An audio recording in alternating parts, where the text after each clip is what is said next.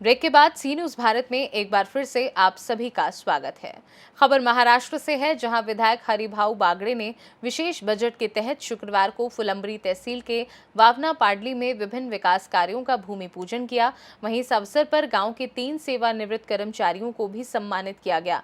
बता दें कि विधायक हरिभाऊ बागड़े ने निधोना से वावना फाटा और महादेव फाटा से पिशोर रोड तक जाने वाली 2 सड़कों और कमला देवी सभागृह के विकास कार्यों का भूमि पूजन किया, जो पिछले कई दिनों से लंबित थे। वहीं ये कार्य विशेष बजट 3 करोड़ 10 लाख रुपए की निधि से संपन्न होगा। साथ ही इस अवसर पर सेवानिवृत्त कर्मचारी इंजीनियर निर्माण विभाग धोडी बा बंसोडे, शिक्षक पाटिल, बजाज एटो MSO दत्तात्रेय जादव की सेवानिवृत्ति पर विधायक बागड़े के हाथों सम्मान किया गया। इस अवसर पर क्रौबा समिति की सभापति अनुराधा चौहान, पूर्व जिप सदस्य व क्रौबा समिति के संचालक जितेंद्र जायसवाल, पूर्व सभापति संजय त्रिभुवन, भाजपा तालुका अध्यक्ष सांडू अन्ना जादव, सार्वजनिक निर्माण उपविभागीय अभियंता राजकुमार हेलाले सहित बड़ी संख्या में ग्रामीण उपस्थित रहे।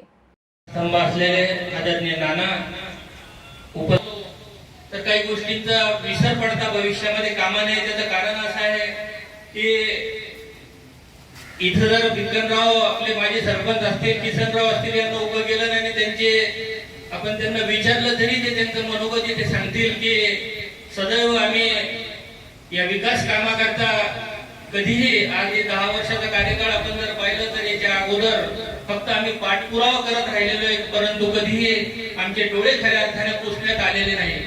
आणि ज्या वेळेला निधी मिळाला तो किती अपुऱ्या स्वरूपात मिळाला ते तुम्हाला आम्हाला माहित आहे। त्याला मर्यादा येत होत्या, 10 लाख 15 लाख यावर आम्हाला निधी मिळाला नाही।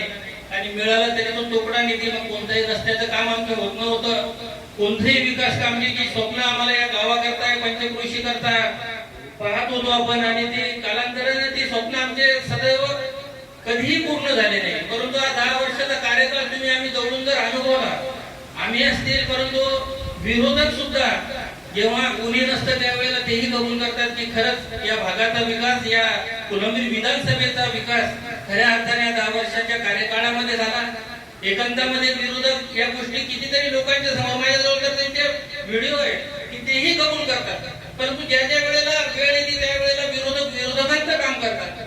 परंतु आम्ही कुठेतरी कुंगाट ती बांधली पाहिजे की भविष्याचा वेध घेता की ज्यांनी आमच्याकरता सर्व काही केलं। आज एक लहान गाव असताना, पाडळीसारखं लहान गाव असेल, वावनासारखं लहान गाव असेल, परंतु इथं मग निधी आणत असताना कोट्यवधी रुपयाचा निधी, आजची उद्घाटन कोट्यवधी रुपयाची आहे। तुमचा ज्वलंत प्रश्न होता कमलाचे प्रश्न सुद्धा आपला मार्गी लावला, म्हणजे जवळपास 100% आपले काम पूर्ण झाल्यासारखे या गावाचे आहेत। आता राहिले पानंदचे रस्ते, तर पानंदच्या रस्त्याकरता होईल त्या माध्यमातून जिथं कुठं नानाची मदत मिळेल, जिल्हा परिषद पंचायत समितीतून जिथं काही रस्ते होतील त्या पद्धतीने पानंदचे रस्ते सुद्धा आपण पूर्णत्वाकडे नेऊ। त्याकरिता तुमचं ग्रामपंचायतचा बऱ्यापैकी पाठपुरावाही मोठ्या प्रमाणामध्ये चालू आहे। त्यांच्या मार्गदर्शनातून असेल की ती कामही पूर्णत्वाकडे जात आहे। काही कामं असतील, वैयक्तिक लाभाची कामं असतील, ती कामं आज आपण मागच्या 10 वर्षाच्या कालखंडामध्ये पाहिले ती वैयक्तिक लाभ मोठ्या प्रमाणात आम्हाला या पंचकृषी करता या फुलंब्री विधानसभा मतदारसंघामध्ये जर पाहिलं तर मोठ्या प्रमाणात तुम्हाला तो लाभ मिळाला आहे। ज्या काही चुका ज्या वेळेला आपण सामोरं जातो, निवडणुकांना सामोरं जात असताना काही गोष्टींचं भान आम्ही तुम्ही कुठेतरी ठेवलं पाहिजे। आम्ही कुठेतरी चुकतो तर ती चुकी ती नको, कारण जी माणसं, जी लोक आम्हाला काही देऊ शकत नाही। आपलं चुकीचं झालेलं मतदान कदाचित आम्हाला चुकीच्या पद्धतीने जाऊन त्या पद्धतीनंतर आज जर आम्ही आणखी मोठ्या प्रमाणात जर चुकलो असतो तर कदाचित या देशाचं नेतृत्व बदललं असतं। माझं सरकार आपण आपल्या भागातून तो पुढाकार आपण देऊ शकतो की जेणेकरून नाना इतकं सगळं असताना सुद्धा नानांनी कुठेही तिथे कमतरता ठेवली नाही।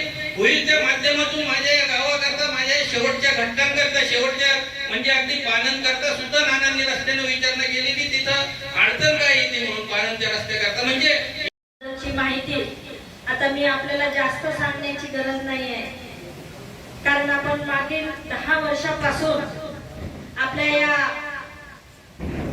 मतदारसंघामध्ये हा झालेला विकास आपण सर्वांनी प्रत्यक्ष डोळ्यांनी आपण बघितलेला आहे। म्हणजे अनेक वर्षापासूनची जी कामं प्रलंबित होती, जे रस्ते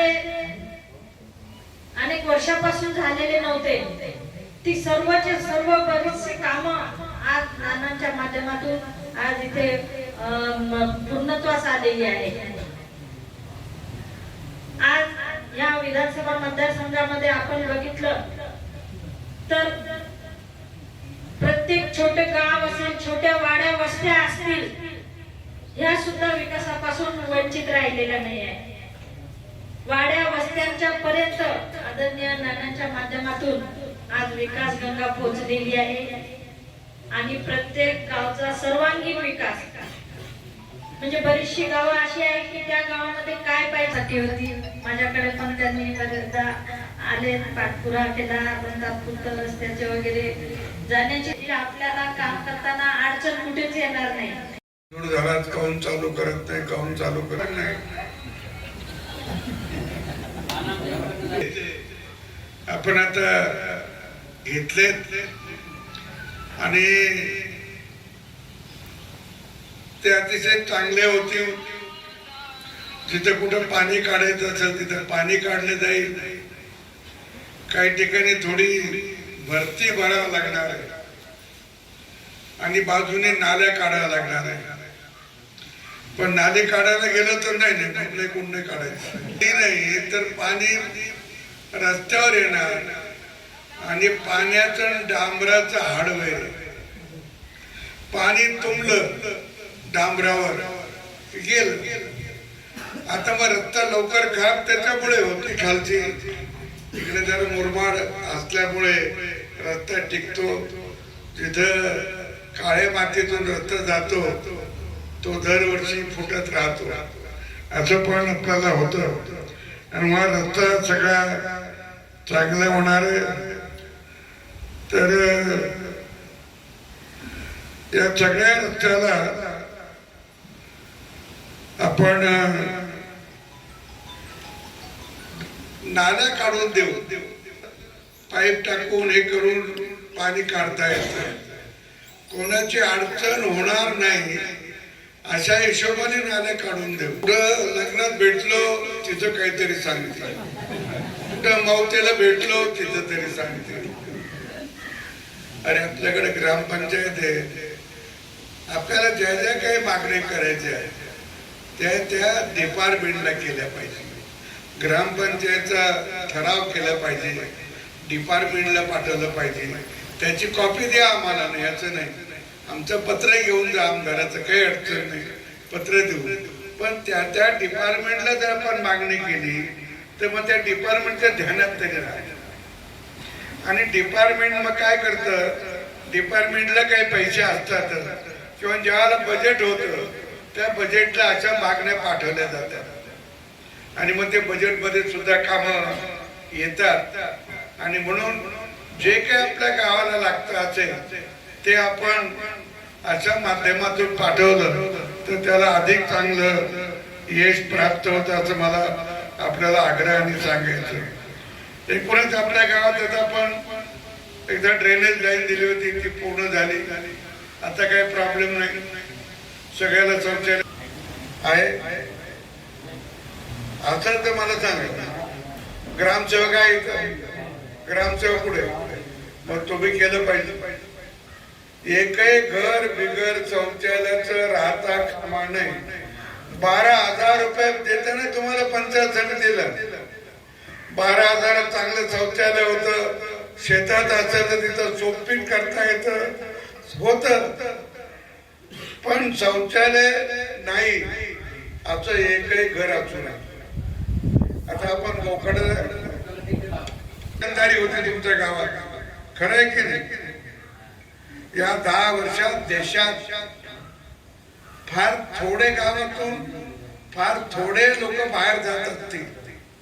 केलं नरेंद्र मोदीजीचं स्वप्न होतं की आमच्या कुठल्या आया बहिणीला आता उघड्यावर शौचालयात जायची गरज पडू नये. आणि मुळात ते करून घ्यायची जबाबदारी आपली सरकारने पैसे देते, 12,000 रुपये देते. आणि म्हणून जिथं नाही तिथं आपण करून घेतलं पाहिजे. हे पण आपल्याला आठवून दिले. आम्ही मात्र चांगले आरक्षणाच्या घरात राहणार आणि आमचा मारुती मात्र पत्राच्या घरात. कधी कधी उघड्यावर मी तांड्यावर पाहिले काही ठिकाणी 4 मेढे रवल्या, वरून पत्र टाकले, खाली मारुती आपलं तसंच. त्या सगळ्या ठिकाणी आपण आता त्यांना सभागृह दिले. मारुतीला असो का म्हसोबाला, आईला असो नाही तर महादेवाला असो, सगळ्या ठिकाणी आपण हे सभागृह देऊन त्यांना RCCचं घर उपलब्ध करून द्यायचा प्रयत्न केलाय आणि त्याचा लाभ गावकऱ्याला होता.